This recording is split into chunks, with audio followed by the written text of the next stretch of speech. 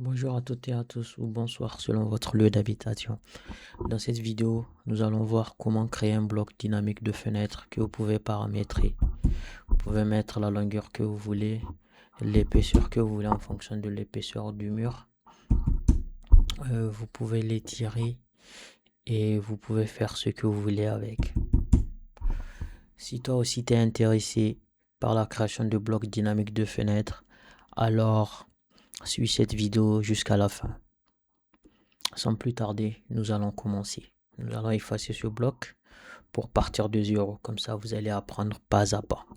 Parce que la meilleure façon d'apprendre, justement, c'est d'avoir toutes les informations et de procéder pas à pas. Moi, qu'est-ce que je veux? Je veux construire une fenêtre de dimension minimale 60 de longueur et d'épaisseur. L'épaisseur, ça sera l'épaisseur du mur 15. Donc, qu'est-ce que je fais? Je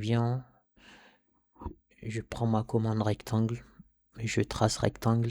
Donc ici, j'ai dit je veux une dimension minimale. Attends, avant de faire tout cela, on vérifie déjà les unités. Dans quelle unité nous trouvons? Nous nous trouvons bel et bien en centimètres. Et voilà, on est en centimètres, donc pas de souci. Donc je reviens là, je prends ma commande rectangle, je veux 60 centimètres en longueur et je fais tab et je mets 15 centimètres. Voilà. Donc, j'ai mon rectangle qui est là. Après, je vais dessiner un autre rectangle qui lui sera d'épaisseur, on va dire 5. Bon, 5, on va dire 5. Et on fait tab toujours 15 de longueur. Voilà. 5, 15, je trouve que c'est bien. On essaie de le placer exactement au milieu. Donc, je le déplace là. Je le place au milieu ici. Voilà. Et je vérifie, hein. Là, normalement, j'ai 30 et là aussi, j'ai 30. Donc, pas de souci.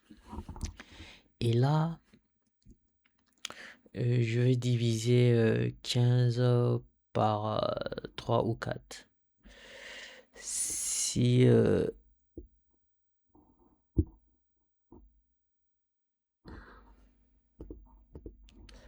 donc, je vais diviser 15 par 3 ou 4. Et je vais chercher la commande alors calculatrice, hein. Donc, on sait que on peut diviser par 3 si on veut. Donc, on sait que 15 fois 3, divisé par 3, on aura des petits rectangles de 5.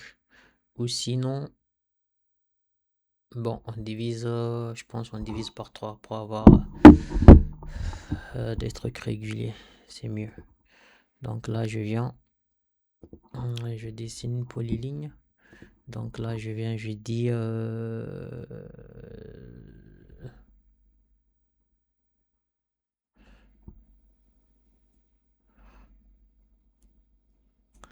donc je vais 5. Voilà. Polyligne.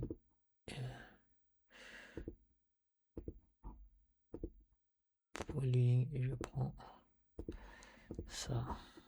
Ok. C'est là. Je supprime. Et ce qui est, si vous vous souvenez de la formation qu'on a faite, on va utiliser la commande MI, donc miroir, et on se place par rapport au milieu. On dit qu'on ne veut pas effacer l'objet source. Donc voilà, j'ai créé ma fenêtre. Donc alors maintenant, comment la transformer en bloc dynamique? Pas de souci. Donc là, on sélectionne tout. Vous pouvez venir ici, insertion et éditeur de bloc ou créer un bloc, ou sinon vous pouvez venir directement là, vous tapez bloc. Moi, ce que je fais, entrée. Donc là, il va vous demander le nom, on va dire exemple tireur de 8 fenêtres. Bon, vous pouvez mettre ce que vous voulez, hein. Moi, c'est juste un exemple, donc je vous montre. Là, on me dit de choisir le point de base, donc je vais choisir ici. Après là, il va vous demander, vous cochez ça pour être directement en fait l'éditeur de bloc. Ici, si vous n'avez pas sélectionné tous les objets, vous pouvez venir ici, sélectionner les objets. Voilà. Ici, nous, on a ça. On va sélectionner les objets. On sélectionne tous les objets, on fait entrée. Donc, on a 6 objets sélectionnés. On a tous nos éléments. C'est bien, on fait OK. Donc là, on se trouve dans l'éditeur de bloc. Et si vous vous souvenez bien au niveau de la formation qu'on avait faite dernièrement, je vous avais expliqué les paramètres et les actions. Bon, les actions, comme le nom l'indique, ben, c'est le fait de faire. Par exemple, vous pouvez ajouter une action d'échelle, étirer, étirement polaire, rotation inversée, réseau, etc., etc. Nous, dans un premier temps, mais pour que l'action marche, il faut un paramètre. Donc, nous, dans un premier temps, on va ajouter les paramètres et par la suite, nous ajouterons les actions. Donc, premier paramètre à ajouter, nous allons mettre le point de base. Donc, le point de base de notre bloc, ça sera ici. On choisit, on dit qu'on veut le point de base ici. Première action de fait. Par la suite, nous allons attribuer une action linéaire. Donc, je vais prendre ici un paramètre linéaire plutôt. Donc, je choisis le paramètre. Il me dit de choisir ici. Donc, voilà. Je vais prendre ça. Et je sélectionne là, j'active la commande propriété d'AutoCAD. Et je viens ici au niveau du nom de distance. Je change. Je vais mettre largeur.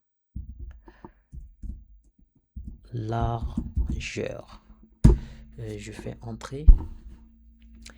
Et ici au niveau du nombre de poignées, je descends. Le nombre de poignées, ça sera 1. Voilà.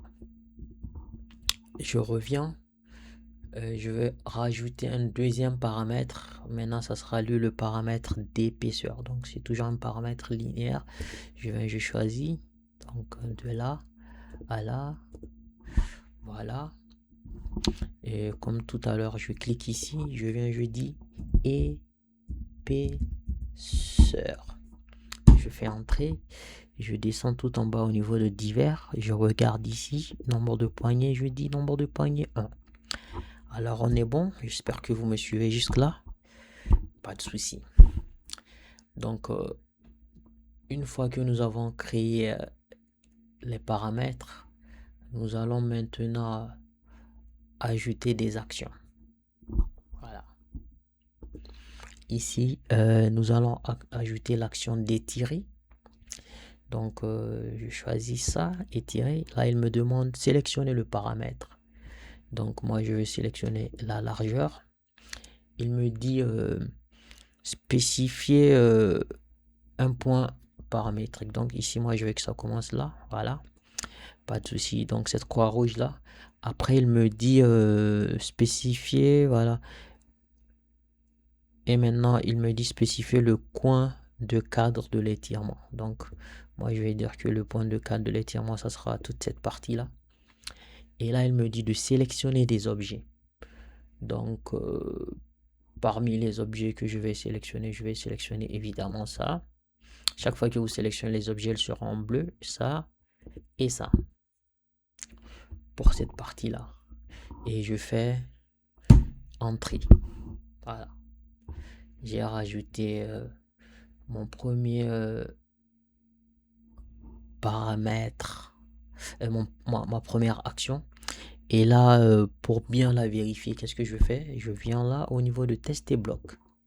Donc je viens parce que chaque fois que vous ajoutez une action, idéalement il faut la tester parce que après si vous ajoutez plusieurs actions, parfois il est difficile un peu de se repérer. Donc on procède étape par étape. À chaque fois qu'on ajoute une action, on la teste. Si elle marche, on continue. Voilà. On vient là, donc on ajoute cette action. On tire. On a dit qu'on a ajouté l'action d'étirer. Donc on remarque qu'on tire bien, mais malheureusement on tire que d'un côté.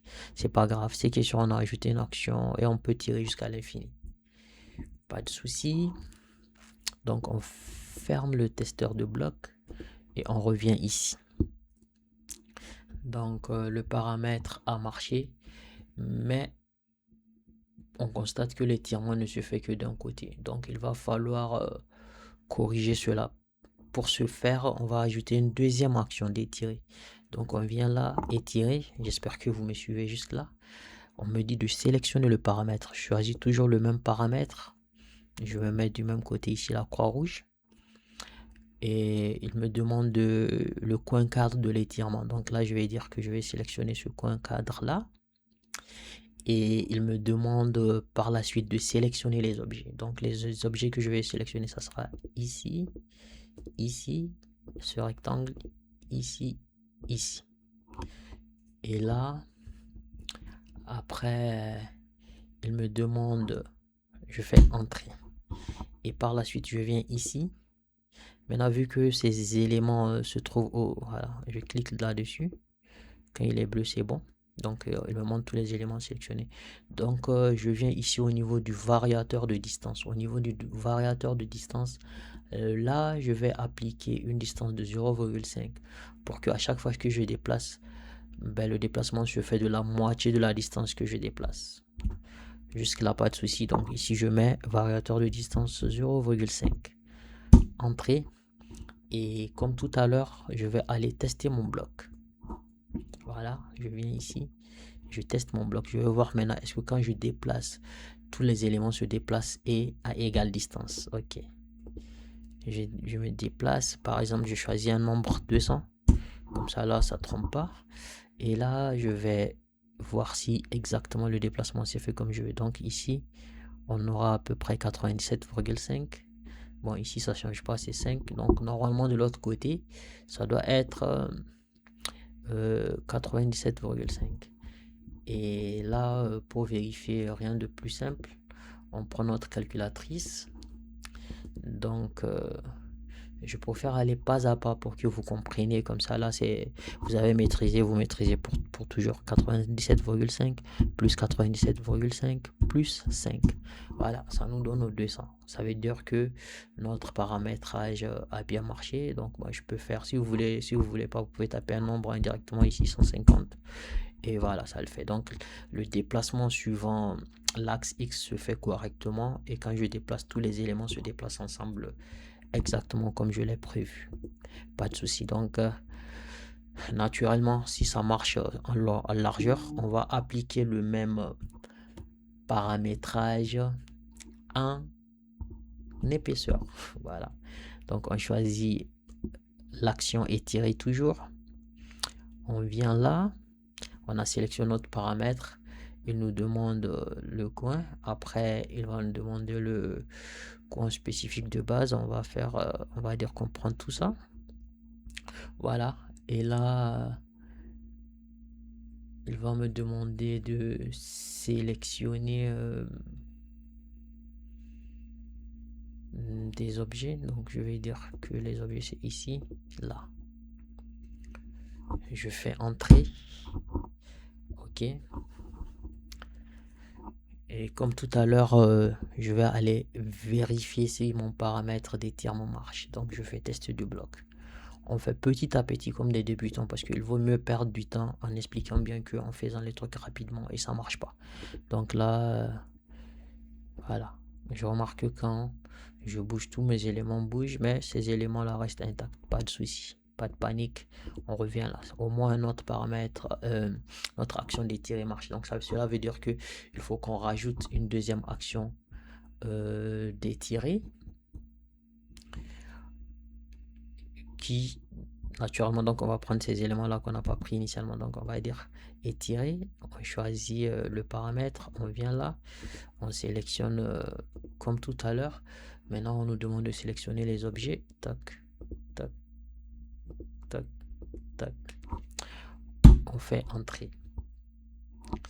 On va tester notre bloc. Donc on vient là. Si on étire, on voit que nos éléments bougent, mais ils ne bougent pas par rapport au milieu.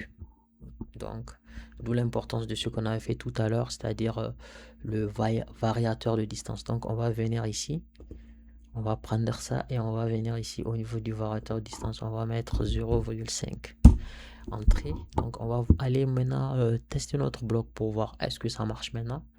Donc voilà. On constate que maintenant si on se déplace, bon, on va prendre un exemple comme tout à l'heure. On va prendre ici pour avoir un truc juste, on va prendre 105. C'est-à-dire que maintenant de chaque côté on va avoir 100 parce que ici on a 5. Voilà, donc normalement, si c'est bien, on va mesurer ici.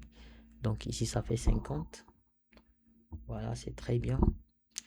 Et donc naturellement, ici aussi, ça fera 50. Voilà, et ça nous est ici 5, comme je l'avais dit. Donc du coup, vous voyez, maintenant que ce soit en longueur ou en largeur, ben, on se déplace de manière proportionnelle et au milieu. Donc notre bloc, il est bel et bien.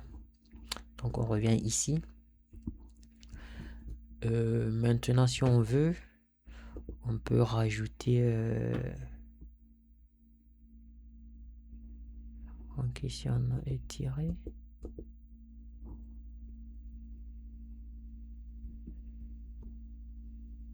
Si on veut, on peut rajouter des contraintes ou si on veut pas, on laisse. Hein. Par exemple, là, si je viens. Ok. Voilà. Donc, vous avez créé votre bloc de fenêtre de manière simple. Donc là, bon, on a créé un bloc de fenêtre simple hein, sans trop se fatiguer. Ben, si vous voulez par la suite, ben, vous pouvez rajouter d'autres paramètres de rotation, etc., etc. Mais bon, pour l'instant,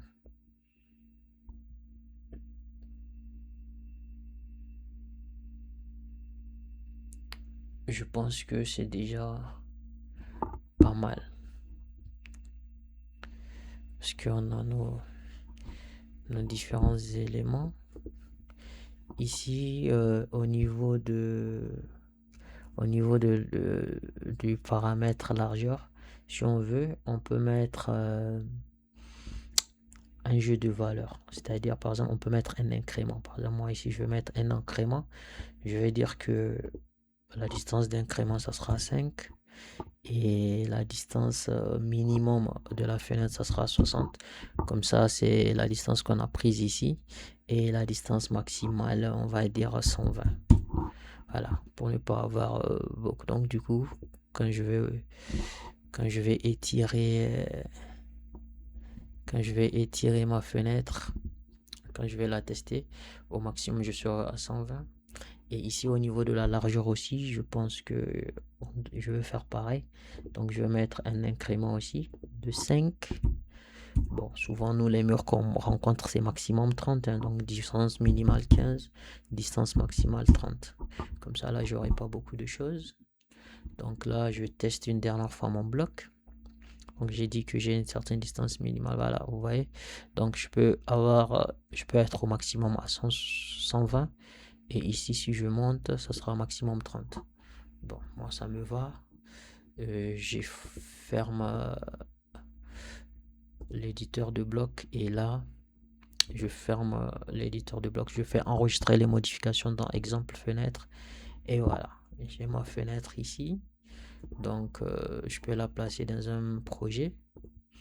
Et je suis tranquille globalement. Bon, je peux la placer dans un projet comme je veux. Donc, du coup, c'est ce genre de fenêtre que j'avais placé dans le projet qu'on est en train de voir, le projet de la maison R+1. Voilà, je suis au terme de cette formation. Si elle vous a plu, vous savez quoi faire. N'hésitez pas à vous abonner. Et pour ma part, je vous dis à la prochaine pour une autre vidéo. N'hésitez pas à vous abonner, à faire des commentaires, à me faire aussi des recommandations de vidéos, pourquoi pas. Sur ce,